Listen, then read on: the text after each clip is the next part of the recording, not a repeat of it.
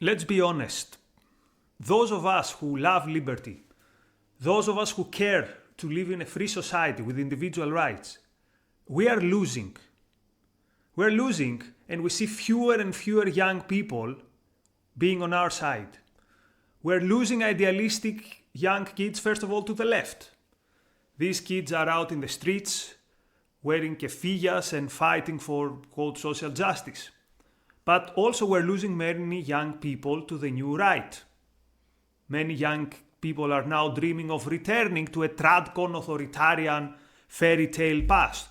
Or they're getting the red pill and they're hyped by visions of violence and conquest. Meanwhile, we have on our side the greatest ideas humanity has ever known. The ideas of classical liberalism, of reason, of progress. The ideas that took humanity from the mud and elevated it to the skyscrapers.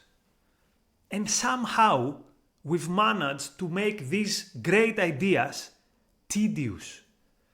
We've managed to make these ideals dull, uninspiring. We sell freedom like a bored used car salesman. And this is a disgrace. We should get angry with this. Because this also lets the guys with the bad ideas slowly taking over the West. Now, the great news is that it hasn't got to be this way.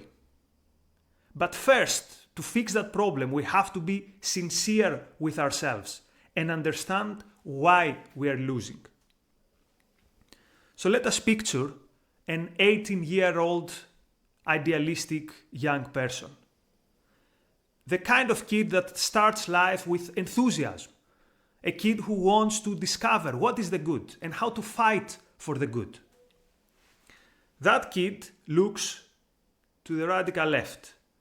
And the message that kids get is, come with us and fight for justice. The message is, being one of us will make you a moral person. Join us and together we will take to the streets and change the world. And I can understand why many kids get hooked to this vision. Now, some of the young idealistic kids will see through this and they will turn to the new right or to the far right. There, the pitch is, come with us and we will rediscover beauty. We will rediscover strength, tradition. You will live with discipline. You will be the vanguard of a new warrior age. We're going to build back the West. Now, these pitches, both from the radical left and from the new right, these pitches are a lie. They don't lead neither to justice nor to virtue.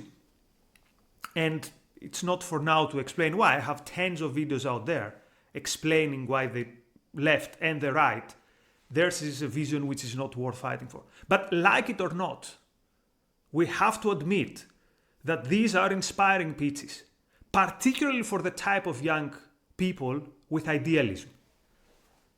And these are the people who matter. The young idealistic people are the ones who matter the most. They are the ones we would want on our side, because they are the ones who end up shaping a culture. Those who care enough for the ideas are the ones who end up changing the world. And now picture these kids looking at us. Us, the supporters of, let's say, classical liberalism or of the free society, however you want to call it. They turn towards our side to see what is our alternative. And what do they find? Well, they see that we hand them mostly statistics. We communicate via numbers, via graphs. We show them GDP curves. And they find on our side many think tanks. They find many policy papers. Papers about how if we lower tariffs by 2.3%, maybe this will lead to a GDP growth of 0.7%. Now, is this a vision? Do you expect anyone to be excited by that? And these are the mostly good people. The people writing these papers are the people who at least are convinced that, yeah, freedom is good. But on our side, they will also, these young idealistic kids will also find the more, quote, moderate ones, the compromisers. They will find people who will brag that our side is the side of compromise. We're not too extreme like the others. And I never understood that. Why is compromise something to brag about?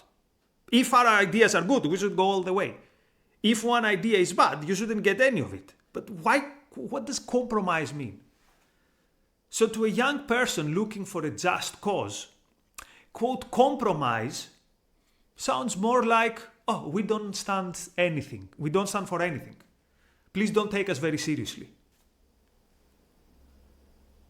So even the very few people who dare to half-heartedly defend the free society, defend capitalism, usually their line goes something like this.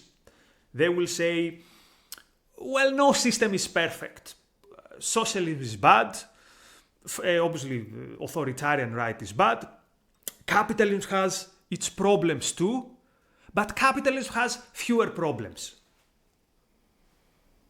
And that's how they sell capitalism. But that's not a rallying cry. That's an apology. How do you expect anyone to get inspired by liberty if even we, the supposed defenders of liberty, cannot convince ourselves about the merits of freedom? If we cannot inspire ourselves, how are we going to inspire others? If we don't have the conviction, a strong conviction in our heart, how are we going to communicate these convictions to others? If we don't understand freedom, how do we expect others to understand freedom? But here's the thing, and this is what really gets me angry. We have in our hands the most potent weapon, because liberty is the most exciting idea humans ever discovered. Liberty is the crown in the jewel of humanity. Not because it just bumps up lines on a chart, and not just because it gave us the two most glorious centuries of progress and prosperity. But liberty is the most exciting idea ever discovered because it makes our life worth living. And actually, it's more than just making our life worth living. It makes living life as a human being possible. Because liberty allows you to discover what makes life meaningful to you. And each one of us, you, everyone else, you are unique. You are different than everyone else. And you have your own passions, your own dreams, your own goals. And liberty allows you to have a go at pursuing them. The other ideologies, left and right, they give you their own vision, the vision for the collective or of the leader, and they tell you this is what you're going to live for. Liberty tells you, no, you find what gives meaning to your life and get after it. Think about everything that makes life beautiful. Love, art, creativity. So not just, the things that comes immediately to mind when people talk about capitalism, like money or factories or whatever. You need liberty for all these beautiful things. In unfree societies, for example, even love is persecuted. Imagine being a gay person in a religious authoritarian regime. Or imagine being a woman who cannot get rid of a husband she doesn't love, but whom her family has forced on her.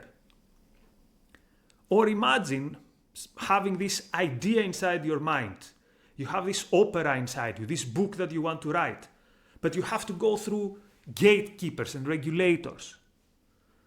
Or, God forbid, imagine you get bad news about a health condition you're developing, but out there is somewhere an experimental cure.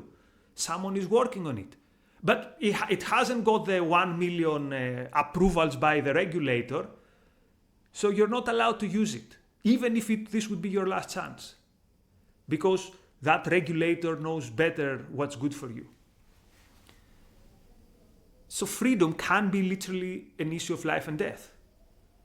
In free societies, you can think, you can speak your mind, you can build, you can trade, you can love, you can create. In other words, it's only in societies of freedom where you can actually live.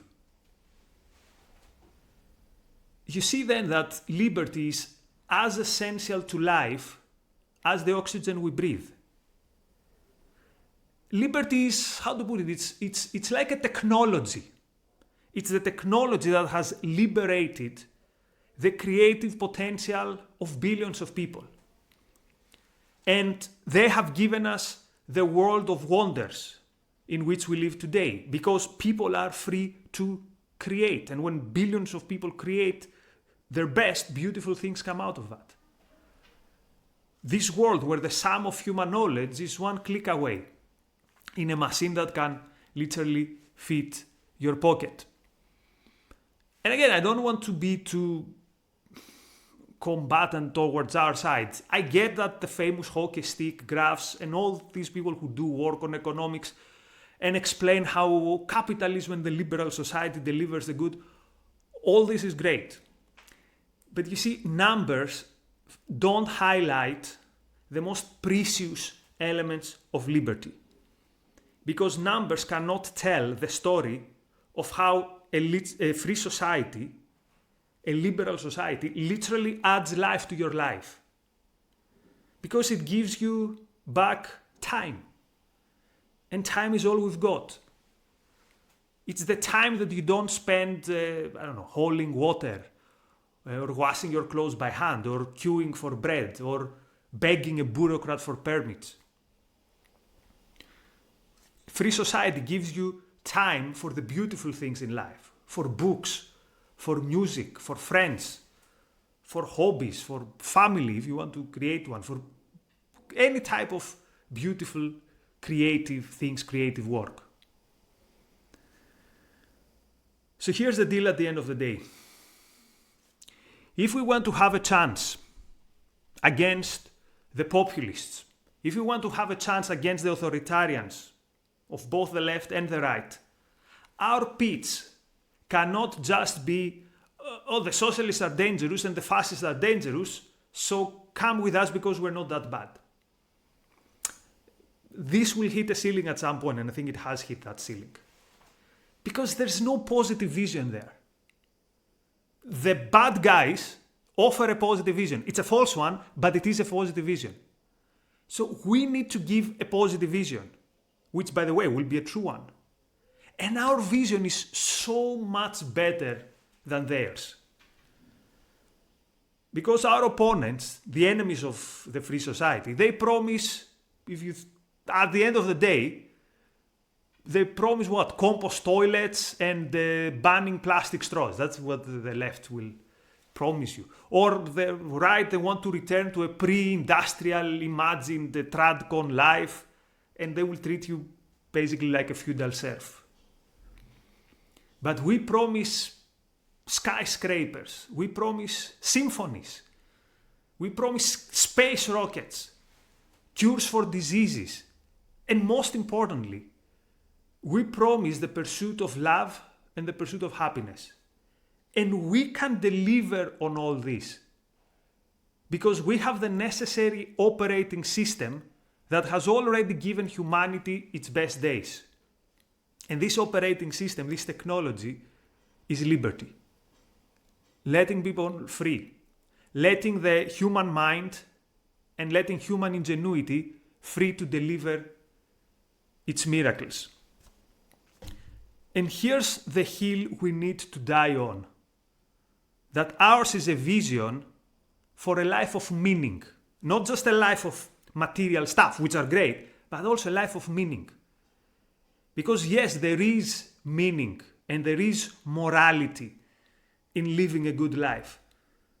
There is definitely meaning in pursuing worthy goals that light up your soul.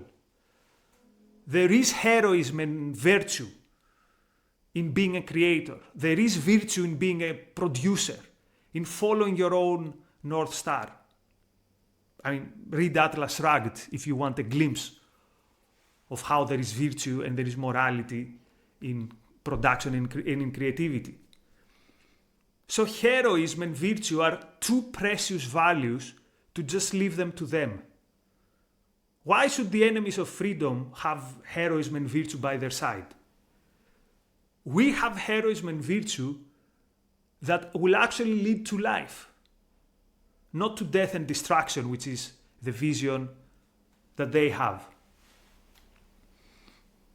So I want to end with this. The future belongs to those who are willing to fight for it. The future belongs to those who can inspire. If we want liberty to survive, we need to stop apologizing for it. And we need to start defending it as the moral ideal that it is. That's how we can turn a future that now looks bleak, a future that now looks like the dawn of a new dark age, and we can turn it into the light of a second renaissance. Thank you.